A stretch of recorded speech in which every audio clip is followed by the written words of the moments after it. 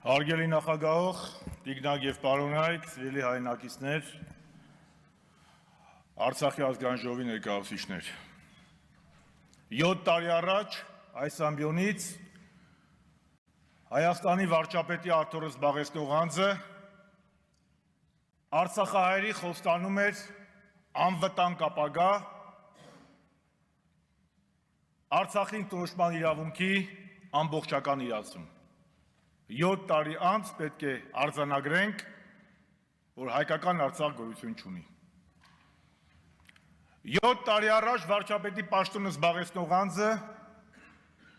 Հանրապետության հրապարակում տասնյակ հազարավոր վարչապետերին համոզում էր ու հավաստիացնում էր, որ առանց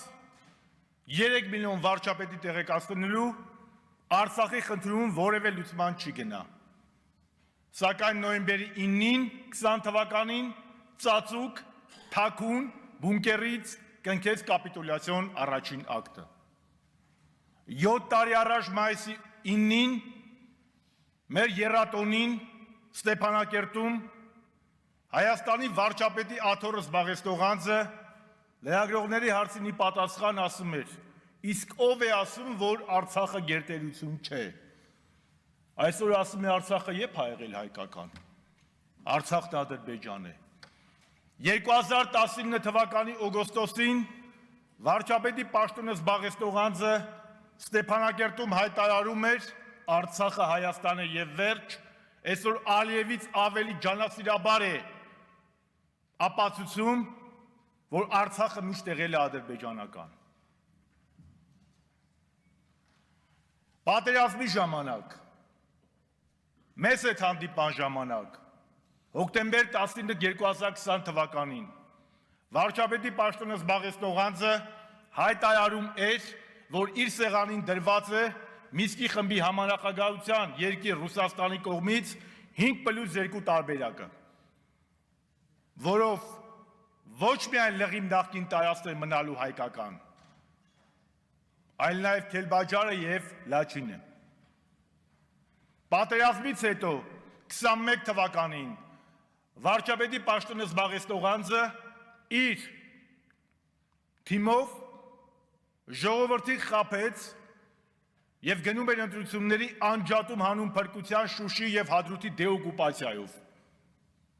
Սակայն 2023 թվականի սեպտեմբերին մատը մատին չտվեց և Արցախում տեղի էր ունենում էթնիկ զտում։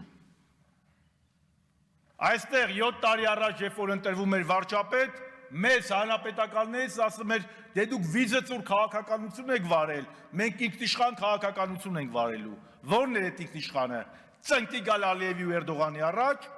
թե Էրդողանի գիրքը սեղմել կրծքին։ Ո՞րն էր այդ ինքնիշխան քաղաքականությունը, որ այսօր հարյուրավոր քառակուսի կիլոմետր Հայաստանի ինքնիշխան տարածքից օկուպացված Ադրբեջանի կողմից, որ Արցախի ռազմաքաղաքական ղեկավարները եւ մեր հայորդիները այսօր գտնվում են Բաքվի բանտերում, ու Հայաստանի իշխանությունը վախում է ծպտուն հանի, դա է ինքնիշխան քաղաքականությունը, թե որ Արարատ լեռից է հրաժարվելու ցեղասպանության միջազգային ճանաչումից, դա է ինքնիշխան քաղաքականությունը։ Պատճառները բազմաթիվ են Նիկոլ Փաշինյանին անվստահություն հայտնելու համար, բայց գլխավոր պատճառը, որ նա մեզնից գողացել է մեր հայրենիքի մի մասը, հայոց երկրորդ հանրապետությունը, Արցախի հանրապետությունը։ Եվ մի հատ էլ կանգնում է առաջին նախագահին, ասում է, բայց ինչի է տենց այլ, որ 18 թվականին Հայաստանի զորքերը գտնվում են Հայաստանի տարածքից դուրս։ Դա ուղիղ ցուցմունք է Հայաստանի հանրապետության դեմ։ Աշխարհում տես բան չեմ տեսել ու չեմ էլ լսել որպես պատմաբան նաև, որ որևէ երկրի ղեկավար սեփական պետության դեմ ու սեփական ժողովրդի դեմ ցուցմունք տա։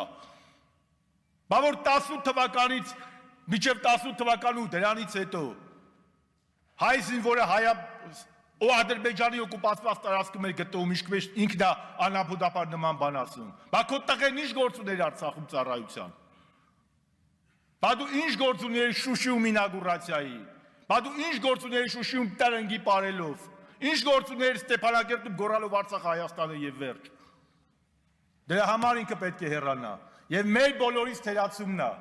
որ մենք այսօրվա լսումները դեռանում ենք, որ ինքը եւ իր խմբակը գտնվում են իշխանության ղեկին։ Օրվա օրակարգի հետ կապված պետք է արձանագրեմ, որ այո Հայաստան դաշինքը, Հայաստան խմբակցությունը այսօր, կրկնում եմ այսօր, միացավ պատիվ ունեմ հանրապետական պատգամավորների իմպիչմենտի նախաձեռնությանը։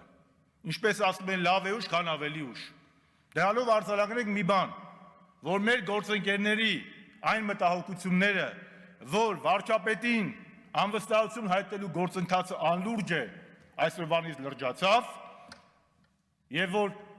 միտված է իրենց դեմ,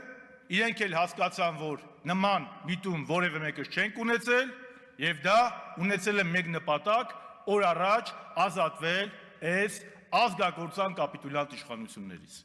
Հարգելի բարեկամներ, ինչպես 7 տարի առաջ, այնպես էլ այսօր ելույթս ուզում եմ ավարտել հետևյալ խոսքերով. Եթե ոմանց պետք են ուժեղ ցնցումներ, մեզ պետք է ուժեղ ազգային եւ ժողովրդավարական Հայաստան։ Ինչպես ասում են հին Հռոմում, Կարթագենը պետք է կործանվի։ Այո, քաղաքական իմաստով նիկոլական Կարթագենը պետք է օր առաջ կործանվի, քաղաքական իմաստով։ Եվ հայ ժողովուրդը պետք է իր մեջ ուժ գտնի, որպեսզի նժդեհյա խոսքերը լինեն իրական։ Պիտ ապրի հայ ժողովուրդը, պիտ ապրի, քանի որ այդպես է որոշել ինքը։ Շնորհակալ եմ։